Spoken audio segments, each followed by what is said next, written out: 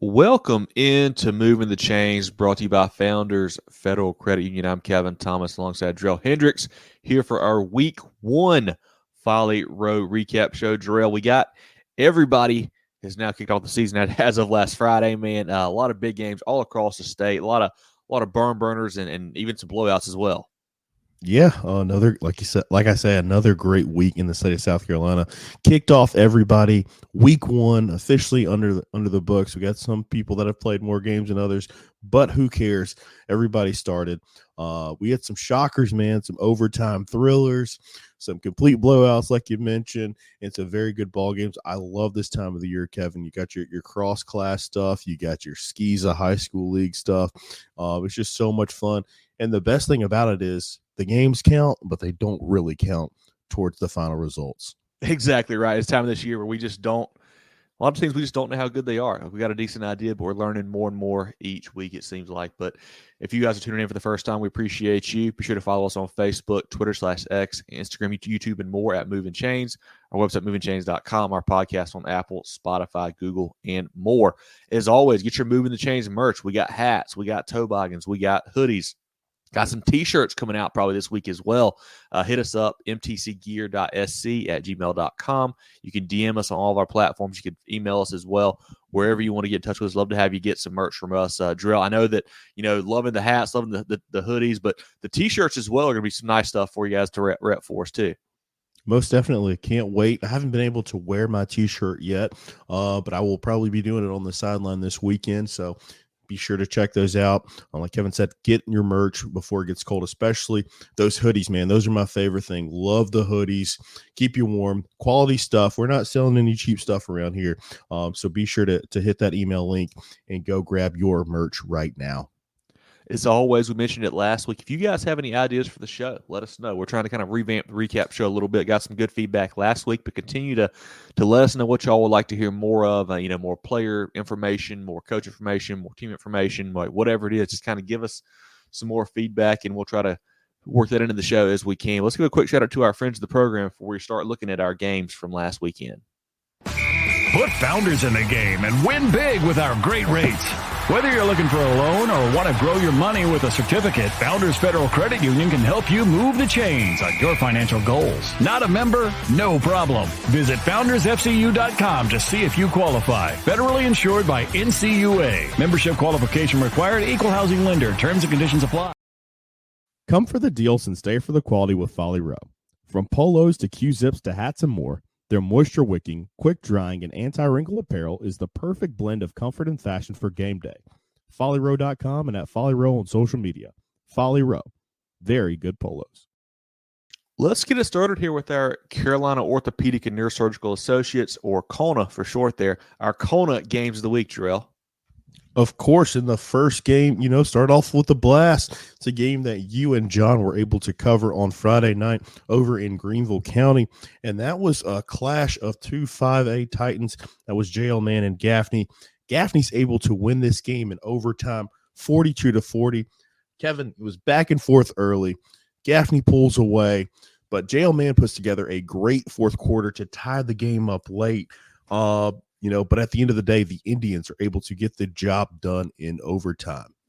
A really interesting ball game. Obviously Gaffney wins this ball game, and it felt like they were kind of in control the whole time.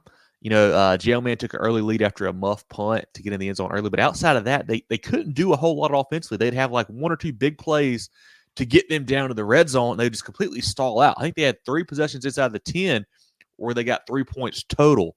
Was really a struggle for them when they got down kind of that goal-to-go situation. Would have some backwards plays, some incomplete passes. They threw a pick in the end zone at one point there. They just couldn't get it going until late. They're down 14 in the fourth quarter. You get a great catch by Keyshawn Henderson from Darnell there in the corner of the end zone, and then they get the ball back. Darnell hits Stewart down the sideline on a big gainer there. They score a touchdown finally on 4th and goal there to tie that ball game going to overtime. Gaffney gets the ball first, scores from Andrew Root, goes for 2. Well, the lineup could kick the extra point. Jerel Man jumps off sides trying to block it, which they did. Gaffney takes the penalty, moves a little bit closer, go for it, get the 2 from Root, Jailman scores the first play. LaDainian Martin gets the corner there. They go for two kind of just kind of roll out, sprint out type pass with Darnell there. Get the Gaffney defender, comes off and makes a nice play there to knock the ball down, and Gaffney wins by 2. But it's just an odd game because it felt like Gaffney really kind of controlled it the whole way. I was really impressed with their defensive line. Did a really good job up front. I saw a stat. I think Jailman had like 20 plays that were either 2 yards or less. Just an unreal number for an offense as good as that was. Really impressed with Javon Gilmore as well. Threw the ball really nicely in his first start with Gaffney there. We actually talked to him and Andrew Roop after the game. Those interviews are on our Facebook and Twitter and YouTube pages. We're going to check them out, Instagram as well. Really great to catch up with those guys. But Jerel, just a ball game that we saw two teams that have a lot of talent, it felt like. And just, can't stress enough how impressed I was with Gaffney, especially it being their first game after not playing in week 0. Yeah, man, I was following along with the game, obviously, as you guys should. Follow along with our Twitter pages, all our social pages as well. If you can't make it out to a ball game, we try to keep you guys informed. But I was, getting all the notifications, and I was like, man, it's killing me not to be there. But it seems like so much fun. I was so impressed, like you said, Javon Gilmore and Andrew Roop, just dominate. I know Andrew plays both sides of the ball as well, which you don't really see, at that level, of high school football in this state. So he was definitely fantastic. And Kevin, how cool is this? You have an up-and-comer in Scoot Watson building his program. But what a way for Dan Jones to kick off his final season as the head coach of Gaffney with an overtime thriller. We were talking to Andrew after the game. He told us, I think this is the first time in 3 years that they've won an opening game. Back in the state title game was the last time they won the first game. So really cool for them to get off to a hot start there and take down a really good Jailman team as well. I think their hashtag is chasing 19. Gaffney's going to be in it every year, but don't discount this Jailman team. This is a fantastic bunch. Like you mentioned, Darnell breaking in a new quarterback there. They're going to be just fine this year, but that game ends up being 42-40 in overtime. Let's go to another overtime game, Kevin, and that was Sumter and White Knoll. We waffled on this in the preview show. We had some people who thought that, Sumter's going to win. Someone's going to pick White Knoll to win, but the end of the day, it ended up living up to the hype. Sumter wins this game 43-40, also in overtime. Sumter battles back from being down, big, over 20 points, and was able to get it to overtime and able to win. Just a great performance by the Gamecocks there. I believe it was 33-13 at half. I think just an unreal comeback win there. Sitting there at the Jailman Gaffney game, we're checking the score in the first half. We're like, all right, you know what? We had some questions about White Knoll, but I guess they are for real. They're up 20 and a half, put up 30 points on a good Sumter defense. Like, that's what Sumter's known for always. Like, all right, the Timberwolves are back, and then suddenly somehow they flip the switch, and just the Gamecocks got it rolling offensively, which is not something I saw coming at all. Great win for Coach Barnes there and that team. They're a team that I think we're going to have to watch out for. We knew their defense was good, but now seeing that their offense can put up those kind of numbers, that's really impressive as well. And on the White Knoll side, still a team I feel like I don't know a lot about yet now after the way that one turned out for sure. That's what you mentioned, man. Two teams that are known for defense giving up 40 and 43 points was kind of shocking. And, honestly, I think it bodes well for both programs because they're going to fix those defensive things.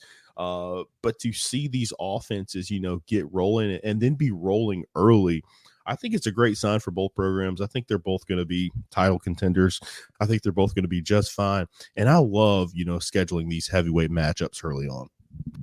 Yeah, always fun. And I mean, that's like you said earlier. I mean, it doesn't really matter. Like, that's what's great about it. So it's really cool to see some of these big hitters get after it early on in the season. Kev, let's move to the Low Country, a game that wasn't really close that we thought was going to be going in, and that was Summerville and South Florence. Summerville is able to win this game 45-20. Never really felt like it was close. That South Florence offense is yet to get going, but Summerville, their gunslinger of a quarterback, Jaden Cummings, is able to light up the scoreboard once again. They had their game shortened, last week, but this week they're able to get the full thing in, and we fully got to see this team on display. The Green Wave are for real. It seemed like they just had too much depth for South Florence, really. We're getting some updates throughout that ball game, and South Florence was able to score a little bit early on to kind of keep in striking distance there. But then just the Green Wave, just too much firepower, too much depth in the second half, and really pulled away. Two teams that we do think will be there at the end. But I was really impressed with Somerville. That was a team that going into the season I wasn't super sure about. I just knew they lose a lot with Yannick Smith and guys like that, and they played very well. They passed the test so far in 2 weeks of the season. Seems like they've reloaded for sure. Let's go to another, couple of teams that, we've trying to figure out early on in the season, and that's Lexington and North Augusta. They ended up playing a fantastic football game as well. This one probably should have gone to overtime, or, we should have seen something a little bit different. But that's North Augusta. They fall to Lexington 20-19. Had an issue there at the end of the game where North Augusta is not able to punch it in and actually win the football game. And Lexington, the Wildcats, show some resolve, and they're able to get a big-time W. That's a nice 2-0 start for Coach Curtis's squad there at Lexington. And two games that, they easily could have lost to Gilbert and North Augusta, two really good football teams there. I think I saw where I believe the North Augusta, the situation there, obviously you're like, hey, why didn't they just kick a field goal to win the game there? I think they had one blocked, and they had missed one earlier on in the game. So I guess they're a little bit worried about the kicking situation there. Even though you get down to the 3 or the 1 or the 4, whatever it is, I think you might try it. I don't know. But you got two electric playmakers of Washington and Doe back there. I guess I get the thought process from Coach Bush there. Tough to believe that they got stuffed there on the 1. Did not see that coming. But great win for Coach Curtis's squad. A Lexington program that, I think 2 games into the season, we know what they are, and that's going to be they're going to tough, hard-nosed football team. They're going to run the ball, going to play good defense. They're going to grind it out. And they've just continued to do so, and that's how they're undefeated so far. I think this is one of those situations where, we're mentioning this is non-region. If this is a region contest, you might think that they would probably try to trot out the kicker and win that football game. I think it's a situation here where, obviously you want to win, but if you don't, it's not the end of the world. So you go for it. You kind of see what your team's made of in that situation, and maybe that was the thought process there. Nonetheless, the Lexington Wildcats are able to win this game 20-19 and move to 2-0, as you mentioned. And going on to our Skeeza game of the week, we had Thomas Hayward in Colleton Prep. This ended up being not much of a contest. Thomas Hayward is able to win this one 33-0. That's 2 big wins in a row for the Rebels there. They've looked really good offensively, really good defensively as well. Colleton Prep had a nice showing in week 0. Thomas Hayward comes around, just smokes them. That's a program that I think is going to be right there at the end in Skeeza. They're playing some great football right now. It's a big win to move to 2-0 for those guys. Wrapping up our Kona games of the week, we had White Knoll falling to Sumter 43-40 in overtime. Somerville big over South Florence 45-20. Lexington in a squeaker against North Augusta 20-19. Gaffney defeats Jerel Man in overtime 42-40. In our Skeeza game of the week, we had Thomas Hayward Academy 33 and Colleton Prep nothing. Kevin, let's take a look at the rest of our Pick'em contest games. They're brought each and every week by our great friends at Hanna Engineering. And the first one is a tie, Kevin. It was a tie. We had a little weather across the state of South Carolina. This one, unfortunately, did not get to the end, and that was Carolina Forest and Hartsville. Tying at 27. You rarely see something like this, but again, with it being a non-region contest, you kind of just look at it like a glorified scrimmage here, getting some game action. But man, seems like this was shaping up to be a really, really good ball game. 2 fantastic coaches with Calabrese and Morris down there. 2 really good football teams that do it really different ways offensively with their schemes and styles there. But they had a barn burner going on. I hate to see that one get called short for sure, but a really fun ball game. And just I think I saw it was the first time in the history of Carolina Forest. Obviously Hartsville, I'm sure, had some back in the day when they had ties. Carolina Forest being a new school, wasn't playing back in that day and age. So I think the first time in the history there for Carolina Forest. Our next game, I mentioned weather, across the state. This one actually finished up or started on Saturday. And this was supposedly a big one there in Football City, USA, but it did not live up to the hype. That's South Point and Rock Hill. South Point all over Rock Hill, 49-3. This one was, a little bit close in the first quarter, but things really opened up as the game progressed. This one worries me for Rock Hill. I thought they would have a pretty good season this year. Obviously, we're just 2 games in, it's a long way to go. But that's a South Point team that, had just lost the week before, still playing without their, normal quarterback. To get, give up 40-plus points, only score 3 with what I thought will be a pretty good offense for Rock Hill as well. It gives me some concern there for sure. But South Point, man, that's a great win. That's a rivalry game, of course, there. And obviously Coach Collins, those guys, playing on Saturday is a little bit different, but that was a big game for them. They want to win that one. I know it's still non-region, doesn't matter, but you do want to beat your rival. So great win there for South Point. The Stallions are bounced back after a tough week 0, but big win on Saturday. And moving on, we had Dutch Fork, the defending 5A state champions, open up their season against Spartanburg. Mentioned Spartanburg won a close one last week against South Point. But Dutch Fork, they continue to do what they do. They win their opener 24-7 over the Vikings. Dutch Fork just seems like they just continued to just land some body blows, kept Spartanburg at length, and didn't really let them get into the end zone very often. I know Ethan Offing, the quarterback there, had a good night. But Dutch Fork and head coach Tommy Knotts, they just continue to be who they are. The Silver Foxes get to avenge that loss from last year with a big win over Spartanburg there. Moving on, we had a game that kind of flipped in the halves, and that was May River and West Ashley. May River jumped out to a big lead, 21-0 at the half. West Ashley battles back in the second half, but comes up a bit short. They fall 28-21. Kevin, I had this one wrong. I thought West Ashley was going to win this football game. I saw where last year these two teams played, and it wasn't necessarily close, but it just shows how good this May River program is, and they may be heading in the right direction. This is a game, same here. I went back and forth on, couldn't really decide where I wanted to go. Both teams had really nice wins last week, so I felt like this is a pretty good ball game coming into it. Coach Bonneville's squad's playing some football, man. That's 2 nice wins for them. After a bit of a disappointing season last year, they're off to a hot start. Looking forward to seeing what they continue to do as the season goes on. I think they might be a sneaky sleeper team there in that class. Most definitely. Let's move over to the CSRA region. This is a rivalry game, but it's been one-sided the last few years, decade or so, and that's Thurman taking on Silver Bluff. Thurman just flexes their muscles in this one. They had a big win in week 0 over McCormick, and they continue to do so here. They win this game 33-12.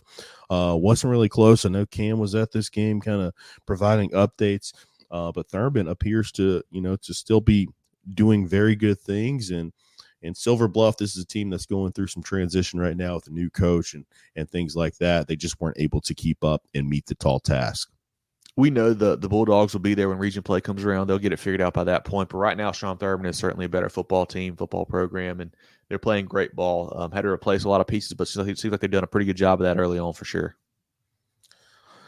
Speaking of playing good ball, that's Northwestern. They beat Ridgeview 45-27. This Northwestern team is very experienced. We just know they're going to make a run. They just continue to play well, especially here in the regular season, putting up 45 points again. And that Ridgeview team, I really like them, man. They're showing a lot of good promise there, with Trey Howard at the helm. Obviously, Jordan Gidron playing receiver there, scoring 27 points. I think that's a good showing. I think it's going to be good for them. Coach Howard does a fantastic job with that Blazers program, but Northwestern just a little bit too much on Friday night. This is a close game there early on as well. Ridgeview was kind of scoring with them, and it kind of fell apart late. But I want to say Blazers, they found a couple guys besides Gidron as well who are making big plays, which is a big help. When you got a guy as good as Gidron, all the focus is going to go there. You need somebody to step up, and they've got a couple guys who were doing that. But on the Northwestern side, man, they just have so much talent. They always do. Finley Polk running the show, does a great job at quarterback there. A lot of weapons at receiver. Love the defensive line there they've got with Greer and those guys. They're going to be there at the end. That's a big win there for Coach Walford's squad. And the remainder of our games of the week from the Pick'em contest presented by Hannah Engineering, we had Carolina Forest and Hartsville ending a 27-all tie. We had South Point big over Rock Hill 49-3. Dutch Fork defeats Spartanburg in their season opener 24-7. May River wins the squeaker over West Ashley 28-21. Strom Thurman big over Silver Bluff 33-12. And Northwestern defeats Ridgeview 45-27. Again, our Pick'em contest is presented by Hannah Engineering. Please join that. It is so much fun to keep up with and go through as we progress throughout the games on the Friday night slate.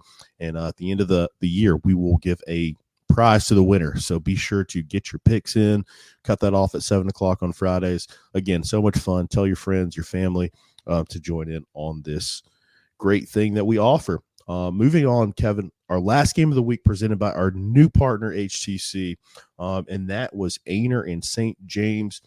Aner's able to win this game 51-34. This Aner team looks to be very, very good early on in the season. The Aner Blue Jackets are rolling, man. That's back-to-back weeks now that they have played a bigger classification school with Aiken and now St. James. Won both games pretty handily. Coach Allen's squad is rolling. Austin Tanaka, I believe, had 5 touchdowns. The quarterback, Luke McCracken, had a big game. Herbert had a big game as well. On the St. James side, they didn't play week 0, so this was their first game. Alex Sant had a nice game throwing the ball there for Coach Norwood. But Aner looks like a team that could be really sneaky, I think, this season. Glad to have them as part of our HTC Hometown Connection game. That was a really cool one there to look at early on in the season. But great win there for the Blue Jackets. We may try to get on Coach Allen here in a couple of weeks to chat with him, but they're off to a heck of a start. Again, we want to thank our friends at HTC for joining Moving the Chains and helping support us. If you are in that Marion, Georgetown, or Horry County region, please be sure to check them out and give them your business because they're fantastic friends of us, and they're obviously trying to support high school football, and you obviously are a fan if you're listening to me and Kevin's voices right now. But again, our HTC game of the week was Aner and St. James. Aner's able to win that one 51-34. At HTC, we're here to keep you connected. Here to provide reliable fiber optic internet with free, fast, and secure HTC Smart Wi-Fi. HTC, here to connect. Carolina Orthopedic and Neurosurgical Associates, CONA, offers the most advanced training and experience in orthopedic surgery, neurosurgery, sports medicine, and pain management in the upstate. 3 convenient locations in Spartanburg, Duncan, and Greenville. Go to kona.care to learn more. Let's take a look now at our stock up, Jerel. Who are some teams that impressed you last week, really looked good, you thought, and who is trending in the right direction so far here in 2024? Man, I have got to go with Riverside, man. They had a big-time win, went into Serene Stadium and defeated Greenville. That was huge for them. And then the team that you and John saw that I'm so jealous that I missed this game, that was Gaffney. The Indians, their first game, you know they're going to be great. But even then, the first game jitters. Jailman coming off a huge win over Midland Valley the week before, but it did not matter. They go on the road. They go see our great facilities in Greenville County. They're unshaken. It's a great environment, and they win that game in overtime, 42-40. I've got Chapin, a big win for those other AC floor. Offense looks really good right now for Coach Cole. New coach coming in, you always worry a little bit about how it's going to shake out, but they have played some good football so far here under his regime. I've got Hillcrest, the Rams, a big win over Clover. What was impressive about this one, Jerel, is they held out the starting quarterback due to precautionary, reasons there with injury. Jackson Free, a sophomore, steps in, has a big game, and they blow out a good Clover team, 55-20. Then also Indian Land, a nice win last week to go to 2-0. They take down a pretty good football team there. Coach Hastings' squad looks good. That they beat a Lancaster team by a couple scores that I feel like is a pretty good football team there. So that's 3 that I've got for sure. I've got Walhalla. They go to move to 2-0 on the season. They defeated a very good Pickens team that had won in overtime, and they beat them handily. So Coach Stone's doing a fantastic job there, and love to see that. Another team, we're going to talk about them. Eau Claire, I think they snapped a 35-game losing streak.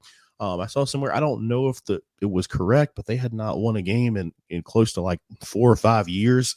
So Eau Claire, want to give them a shout out for snapping that losing streak and getting on the board early in the season. West Florence, you lose a tough one last week to South Florence. You come back and you beat a good Myrtle Beach team by multiple scores there. Great win for Coach Jenneret's squad. And then Sumter, a team we talked about earlier, a huge comeback win.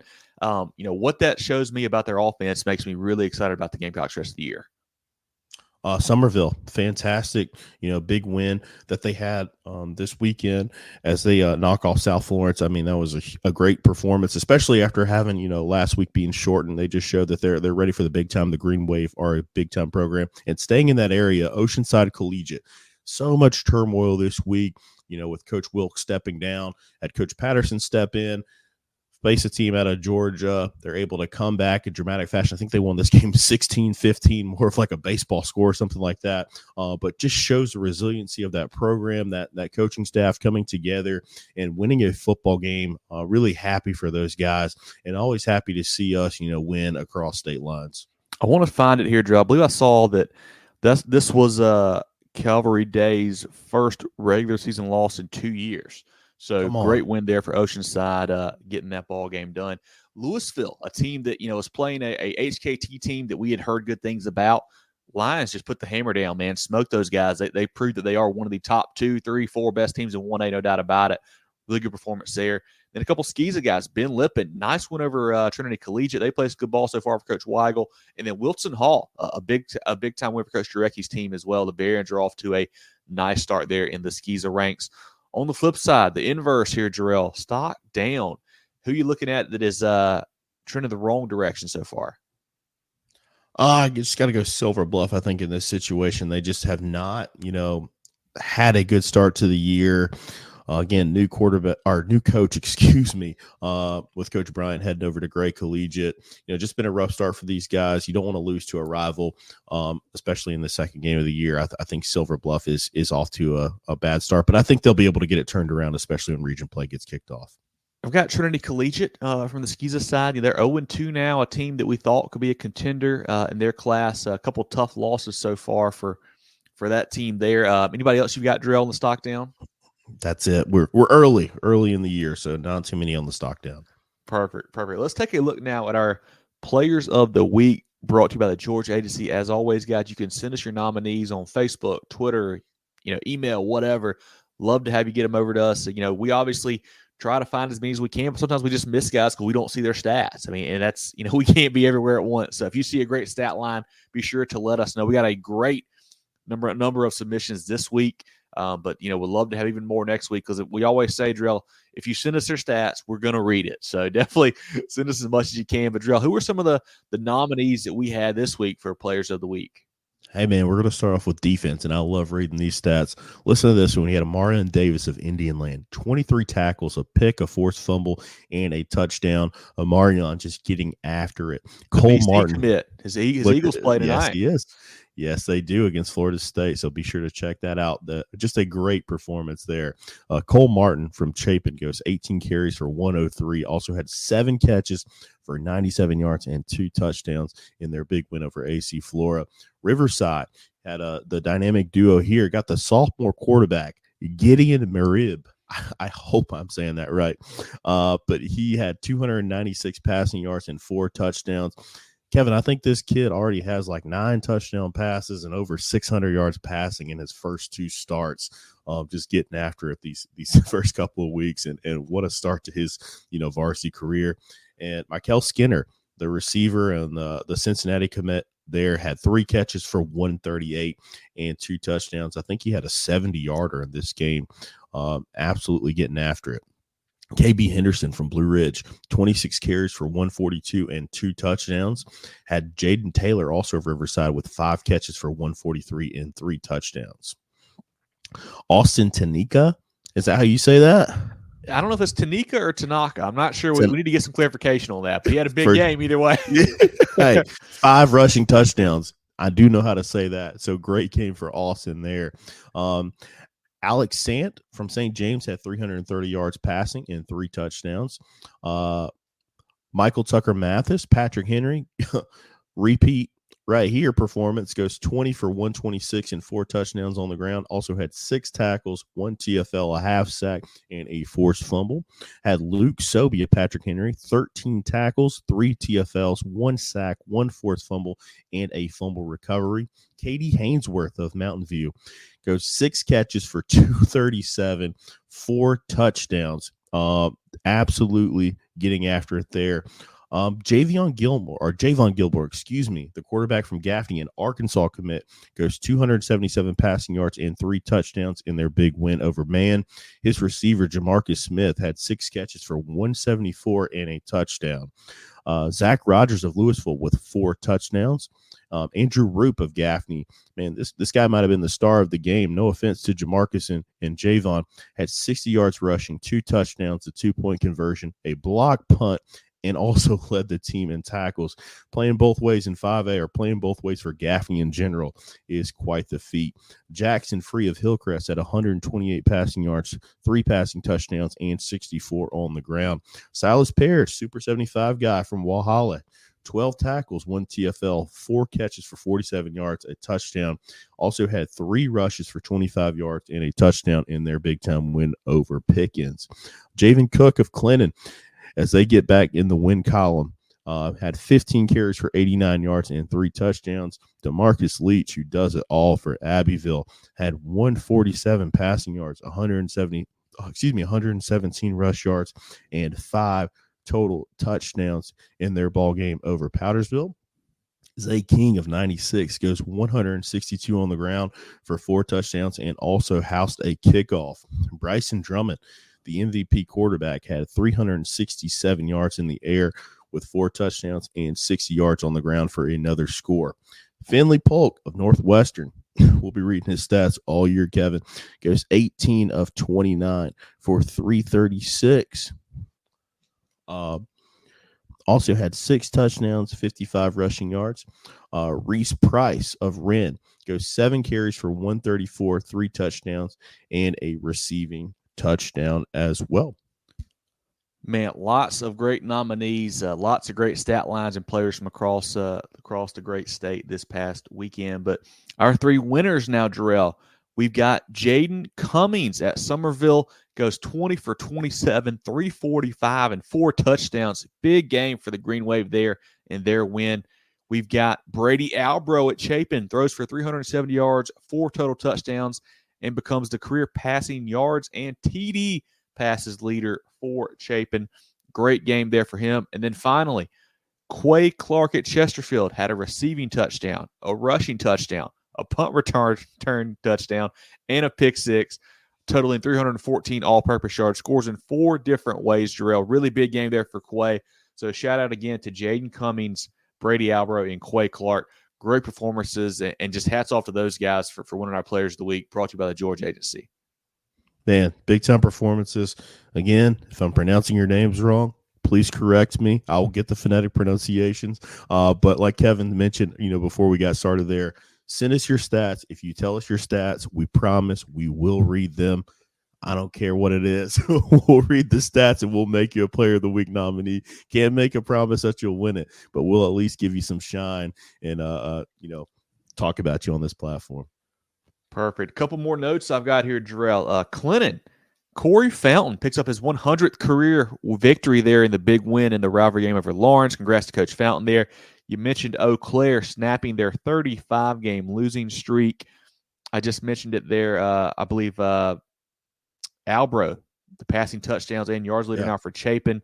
And then another one, more of a somber note here. Definitely want to think about the Blythewood community as they lost a player this weekend. So definitely thoughts and prayers to that Bengals squad there in that community as they kind of go through a tough time. But Jerel, any other notes that you've got there from this past weekend before we kind of wrap up here in a second? I hate to piggyback with bad news, but also that Clinton community, we want to think about them, have them in our thoughts and prayers as well. Had some businesses that, were lost due to fire damage. That community is one of the best in the state, and definitely want to be thinking about them and all the families affected. Luckily, no injuries or anything like that. I know they had, close to 200 firefighters respond to that.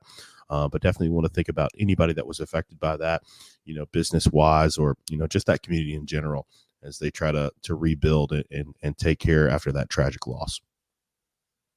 The George Agency has been serving the insurance needs of South Carolina for over 40 years. They're a full-line insurance agency concentrated in employee benefits and health insurance with an office in Mullins and Murrells Inlet, but they can help you all across the state. They have clients in Greer, Rock Hill, Columbia, and more, so wherever you are, they can help. Give Bradley, Wayne, Richard, and the crew a call or check them out online at thegeorgeagency.net. That's at georgiaagency.net. Time now for our Folly Row question drill. What do you got for us here as we wrap up week one? I was thinking about this because, we're recording this on a Monday. My pitch for people to go watch, high school football on Friday a couple of weeks ago was they had no other distractions. So this week we kicked off college football. Thursday we kick off the NFL. Folly Row question of the week, Kevin Thomas. Are you excited about having football on your television from Thursday to Monday? And heck, depending on what the NFL does now, we may have it 7 days a week. So it's kind of a tough question here for me, Jerel, because, obviously I love football. I love high school football. I love college football. I love NFL football as well. And the problem is with what we do for high school football right now, it gets a little tough. It gets a little tough. Typically we're sitting there on Sunday afternoons trying to record a recap show. And, we got my Falcons and your Cowboys playing big games, trying to, multitask. Don't do that. Don't do that. Tough. Obviously Saturday we're wanting to check out our Tigers and whoever else. And we're trying to, also gather in player of the week stats, nominations. So, it's a lot going on. I wish we had an extra day in the weekend. Obviously I love football. I'm going to watch it for sure, but man, sometimes I do wish we had a little bit more time to kind of just take it all in, I was not expecting you to go that route, but I have to agree with you. That is a very compelling argument. More football is always better, but it does become difficult, especially, when you throw in, college, and having to do that, especially with us, going to games on Saturdays and things like that. And then, Sundays, Mondays, fantasy, got all this fantasy stuff you got to deal with. That. Yeah. gotta be locked in. John Epps, he gets overwhelmed when he has to deal with his fantasy rosters. So. A little behind the scenes joke there for the fans. So yeah, definitely love fantasy, but I love more football. More football, the better. But yeah, it is hard, especially with us being as passionate about high school football. It can get in the way. These other forms of football could definitely get in the way because I gotta put high school towards the top of the list right now. Yeah. I agree, man. It's love more football, but just it does get to be a lot at some points for sure, man. And we don't want our coverage to suffer, so we try to stay on top of things for you guys too. But definitely want to do that. But appreciate you guys tuning in as always. You can check us out on Facebook, Twitter /X, Instagram, YouTube, and more at Movin Chains. Website movingchains.com. Podcast on Apple, Spotify, Google, and more. Movin The Chains brought to you by Founders Federal Credit Union. Jerel, any final thoughts from you here as we wrap up week one and close down this recap show? Man, I'm excited to get back after it on Friday and cover a game there. I hate that I missed this past week, but it sounded like it was fantastic. I'm just so happy that all of these teams and programs have been able to get kicked off this season, and now we get into it, see what everybody's made of, get into the flow of things, and start, really getting to these battles. I know we got a great slate lined up for week 2. Excited about getting the show started, tomorrow on Tuesday for the preview of this week and getting you guys informed on what to look out for. Just excited, man. Just excited about football and happy that we're able to do this. Hopefully one day for a living, but for right now for funsies. But there you go. Super excited. There you go. I do want to shout out JL Man, the folks over there. Great hospitality. Appreciate Coach Mahan and Coach Watson taking care of us. Great to get out of that ball game. Great to see some old friends. Great to see some friends at Gaffney as well. So definitely a good time at that ball game on Friday night. Mentioned earlier, get your merch, get your hoodies, your T-shirts, your toboggans, your hats. Support the boys. Rep the Movin The Chains stuff. Really good looking merch. Definitely love to have you guys get some of that and wear it out to the sidelines. But I think that's all I've got, Jerel. So I guess for Jerel Hendricks and Kevin Thomas, this has been our week 1 Folly Row recap show here on Movin The Chains, and we will talk to you guys next week. Get ready for the ultimate South Carolina high school football experience with Movin The Chains. From previews to recaps, we've got you covered. Dive into our expert preview shows, predicting winners and sharing insights. Then join us post-game for the thrilling recaps, exclusive interviews, and highlights you won't find anywhere else. Plus, connect with fellow fans on our Friday night spaces on Twitter /X. No one covers South Carolina high school football like us. Join us at Movin Chains on all social media platforms and visit movinchains.com today.